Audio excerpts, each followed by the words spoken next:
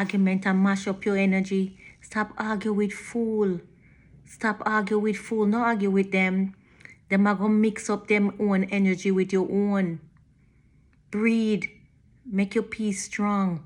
Focus on what real, what matter. Make the wisdom guide you, no foolish fight. Every argument, not fit take your energy. Protect your vibes, my friend. Protect your mind. If you like this message, please comment, like, share, and follow for more mindful poetry like this here. But I want to leave you with the message of God. Proverbs chapter 26 verse 4. Do not answer a fool according to his folly, or you yourself will be just like him. See it here, the word of God that speak. You can't mash your energy with somebody else. Protect your peace, man. Cause it just a drain you. Stop no bother with it no more. God love you and so do I. Peace, my friend.